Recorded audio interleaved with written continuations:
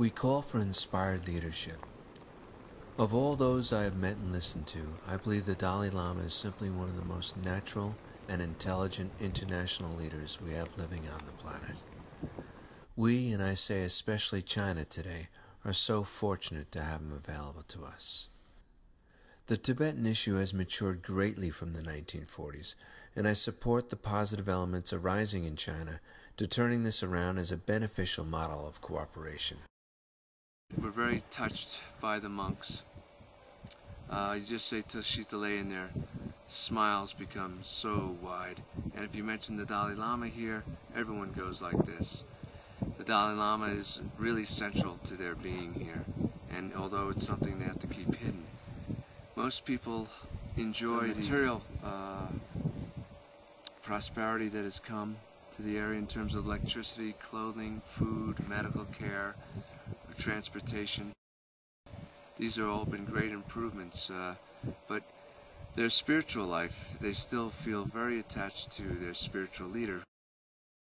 They keep him close, and a lot of them have the picture underneath.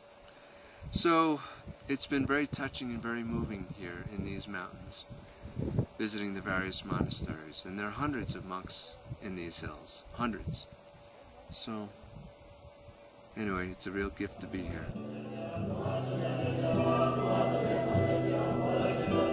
Does denying the spiritual head of such a rich and unique culture reflect any longer the new emerging China?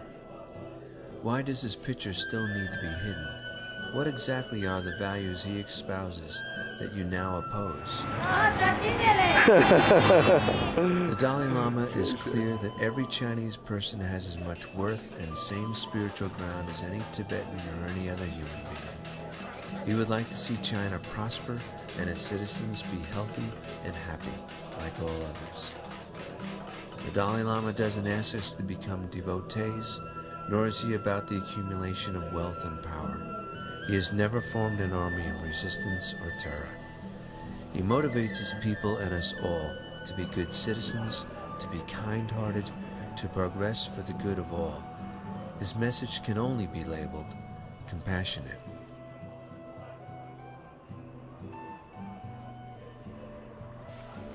One of the very special things was being brought into a monk's home today. We were served fresh, hot yak's milk, and just being brought into his home where he lives for all his life, and very dedicated. So this is special. And also a nun that took us around served us yak milk, and it's just such a gift. Anyway, these mountains are, can't say enough about them.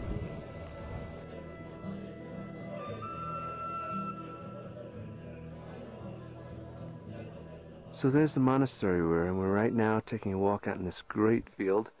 If you look in the distance, there's another monastery. But we are heading up to a monastery up on top of that hill, and one next to it. That's where we're going. We wouldn't need to talk politics if it didn't so severely affect our lives. It can't be, read your sacred texts and shut up. It's a living faith, an active daily practice, a core belief interconnected with all life. It's not communism and it's not capitalism, but it can live with and help both when we let it.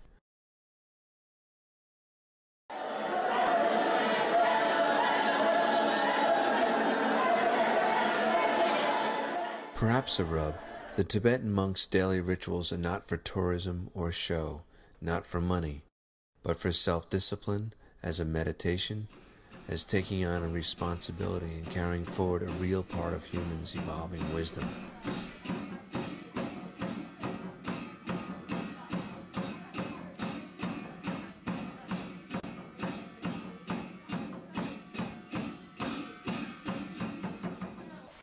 Visited these old, ancient ruins that are probably well over 1,000 years old. And they built another monastery right above it, which is about 900 years old.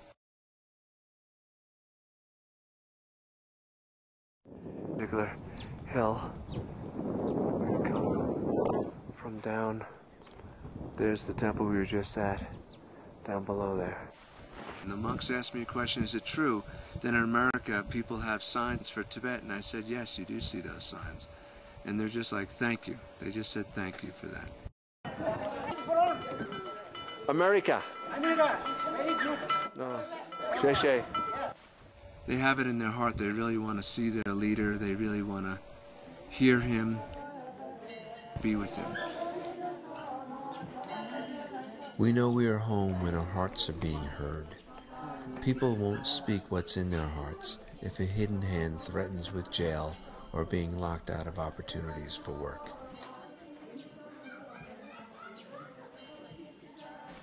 And yesterday we had a monk who really needed to stop talking to us, and he felt very nervous because there were 4 police around, and he just whispered to us that he didn't feel comfortable.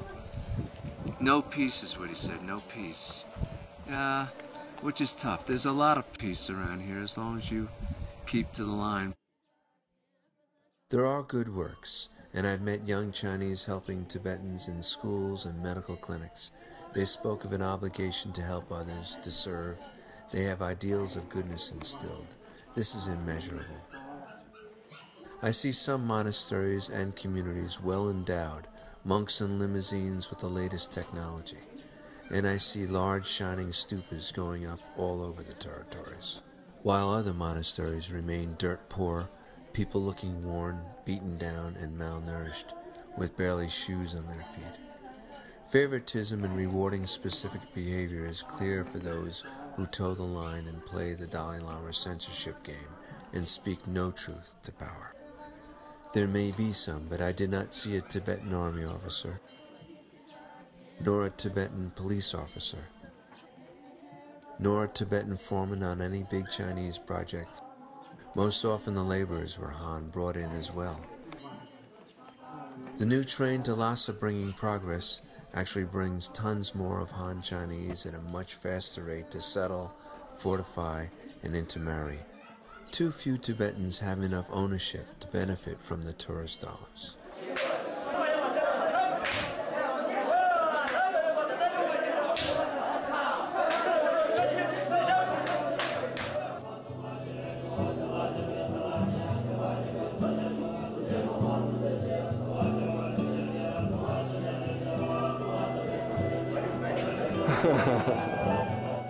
Destroyed by the Cultural Revolution, now the place of birth of the Dalai Lama has been preciously restored and upkept by his nephew.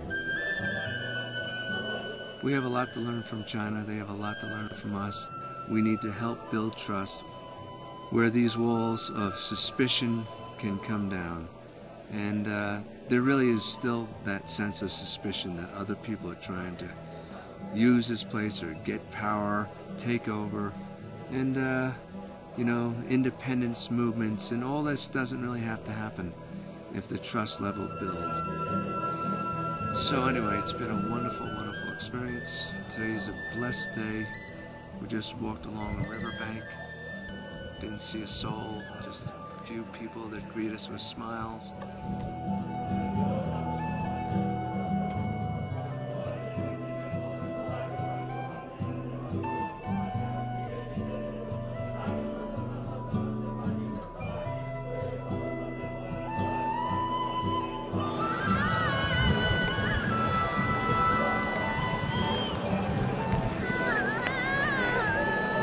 Goes in there, it's nice and warm. Got the fire going. That's your delay. Okay.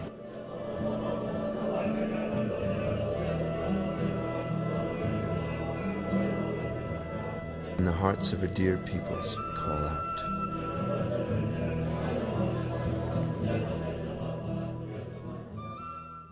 God bless. Tashitale. Dalai Lama. Dalai Lama. Om Mani Padme Hum. That's what we say.